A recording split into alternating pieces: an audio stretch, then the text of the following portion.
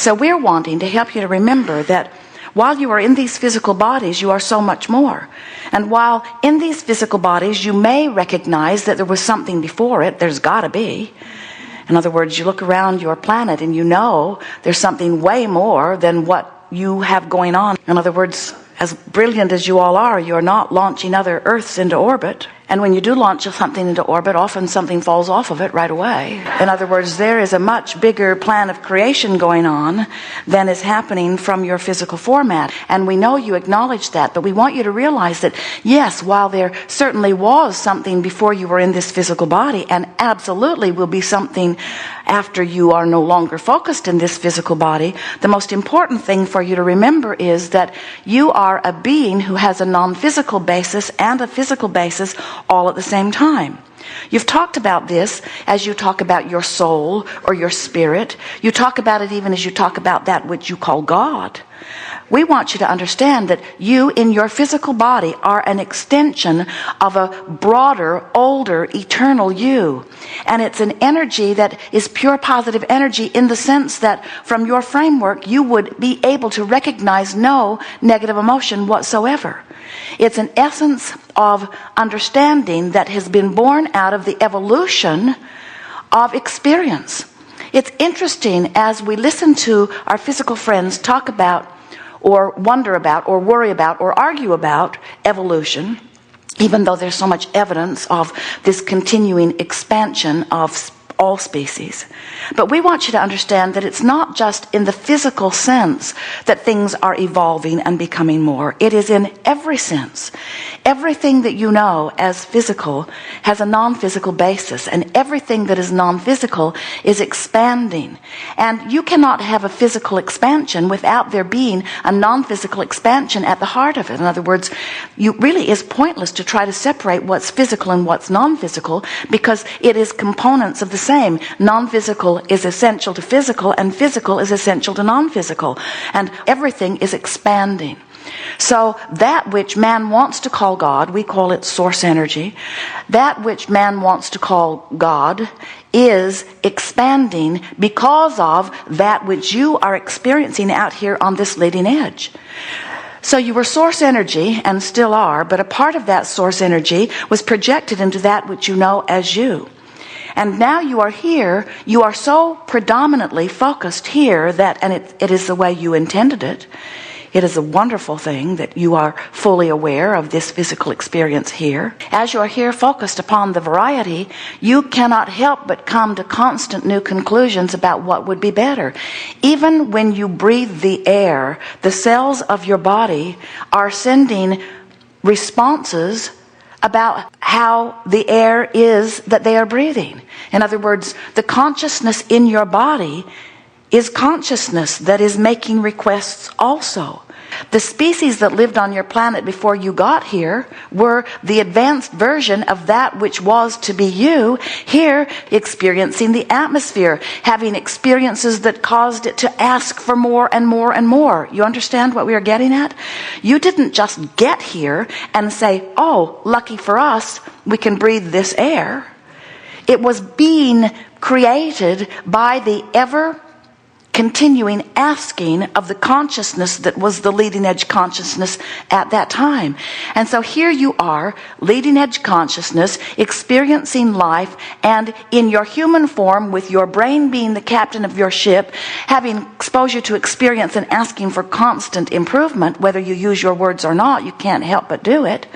But even at a cellular level, you are asking, and future experiences are benefiting by the asking that is taking place by every point of consciousness that is here physically focused. So, it's a big picture, isn't it?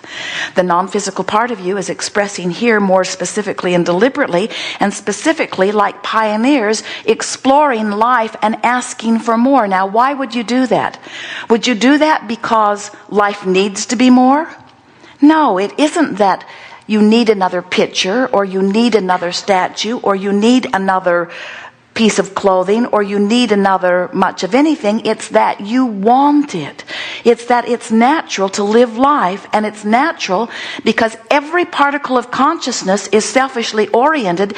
It's natural from your selfish, what would be better for me position to acknowledge what would be better for you from this leading edge perspective.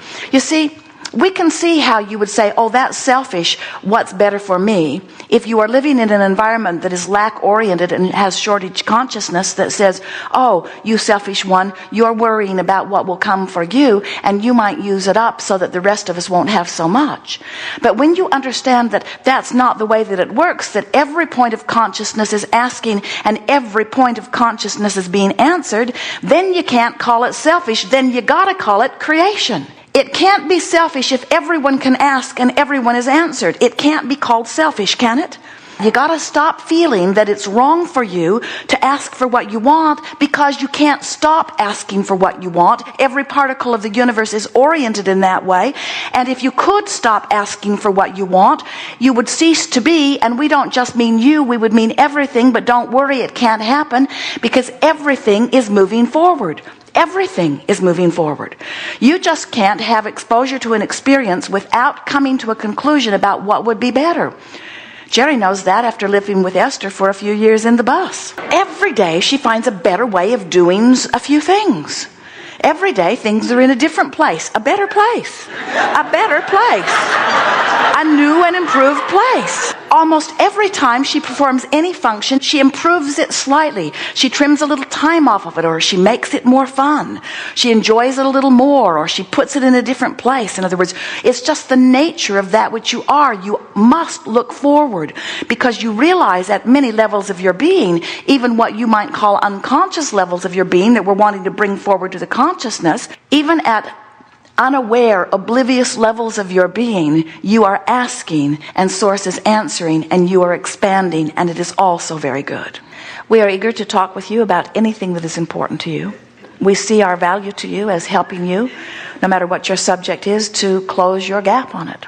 We want to show you that while it's not possible for you to find appreciation if you're depressed, it's not even possible for you to be happy when you're sad. In other words, it's not possible for you to make those big vibrational jumps, but it is possible for you to move a little and a little and a little, just lean a little more, a little more, a little more toward what you want. We want you to realize that this powerful law of attraction, which says that which is likened to itself is drawn, has created an incredible vortex that summons to itself. In other words, when your life has caused you to ask for something, and the Source within you becomes it and holds the idea of it, and law of attraction responds to that vibrational concentration, there is a sensation of momentum moving toward that which you have become. And to you, it would feel like a fast-moving river that if you stick your toe in it,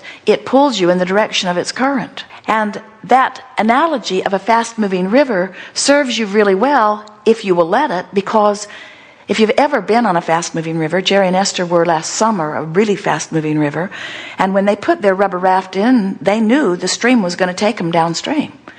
Not one of them said, meet you upstream. There were about 30 boats, most of them high school wrestlers, and even they did not try to paddle upstream. So if you get this sensation of this inevitable stream that's moving, and we've explained to you why it is inevitable and why it is powerful, and you realize that everything that you want is in that current, in that stream, and if you will let yourself go, and by that we don't mean put a motor on your boat and drive it downstream. We don't even mean turn your boat around and paddle downstream.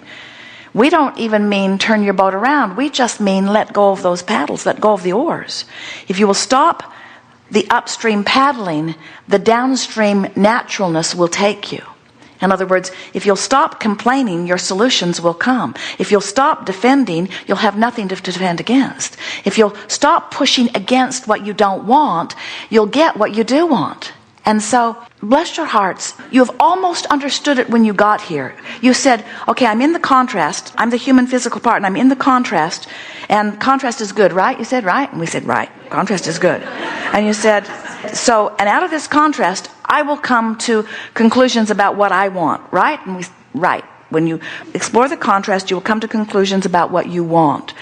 And then you said, and then I will keep explaining why I want it by pointing out why I don't want the other, right? And we said, no, that isn't the way. And you said, but that feels more natural. I said, I'll try it out on my mother. And your mother caved into you. Your mother often caved into your whining and complaining. And a lot do. And we can see some of you questioning whether that was true, because all of you think your mothers were more rigid than we know them to be.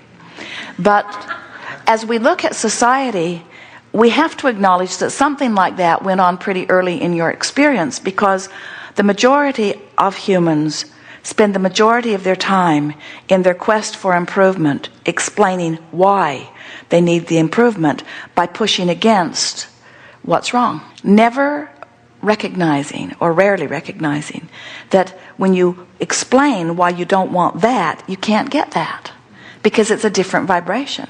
Every subject's two subjects. It's like picking up a stick, and on one end of it is wellness, and on the other end of it is illness. So you can't rail against illness and become well. Even the word healing is an upstream word. I'm going to overcome this illness, but illness is what's in the vibrational sites. I'm going to overcome this illness, and we say, you're still pointed upstream. I know, but I'm going to beat it. Well, you're still pointed upstream. You're not letting yourself go willingly. Your state of sickness already asked for the wellness, so it's already underway. But you're tensing against, and you're not letting yourself go. And then we want to point out to you that it's not your attention to sickness that makes you sick. It's your attention to a myriad of other things. It's all the little picky-oonish things that you fuss and worry about. It's the things that you don't call the big things in life, but they're the chronic things.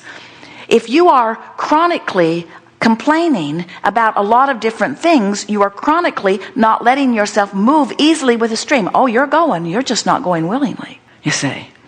And when you don't go willingly, the stream beats you up. Have you noticed? The stream will beat you up because, as the river guide told Jerry and Esther and their gang, this isn't Disneyland, and we can't turn this river off. And we want you to know the same thing. The river is eternally flowing, and this might help you. It might annoy you too. Your river's moving faster than any river we've ever seen move. Out here on this leading edge with all of this contrast and all of this attention and all of this interaction worldwide, all of this ability to communicate with one another, all of this ability to see far beyond what's happening in your village, you've got your nose in every village in the world. And you don't even have your nose in the villages that are thriving. You've got your nose in the villages that aren't thriving. You've got your nose in all the problems of the world, and you are chronically holding your attention upon those unwanted things. Now, in terms of evolution and expansion, that's a wonderful thing, because every time any one of you knows what you don't want, you send off a rocket of desire. And so do you know the worlds that you are creating as a result of this contrast? The question is, do you want in on the expansion? Or will you be like most? You'll do your work, you'll explore the contrast, you'll give birth to desires, and future generations will be born to live them. And we want you to understand, it wasn't meant to be a future generation only that would benefit by the contrast that you lived. You're supposed to benefit by the contrast that you live. You're supposed to get what you want. You are a creator. You didn't go forth as a sacrificer. You didn't say, I'll sacrifice my life and I'll struggle. I'll do step one. I'll do step one. I'll do step one. I'll sift through the contrast and I'll ask and ask and ask and ask and ask and ask and ask and ask. And Source will do its part and answer and answer and answer and answer and answer and answer and answer and answer and build a fabulous future world vibrational escrow. But I will hold myself vibrationally apart from everything that we have created because do you have a rational reason for that? You don't. You have not got a rational reason for that. There's no reward for it. In other words, you try to say there is, you try to make it better by saying, whoa, the monuments will be built for me after I croak. And we say, probably not. Well, my reward will come in heaven. We say, that's not the way that it works. You are in alignment or you're not in alignment now. All of your power is now. You're lined up now or you're not. You're lined up now or you're not. You're lined up now or you're not. You're happy now or you're not. You're happy now or you're not. You're happy now or you're not. And it is eternally so. And when you croak, you'll be happy, but why wait?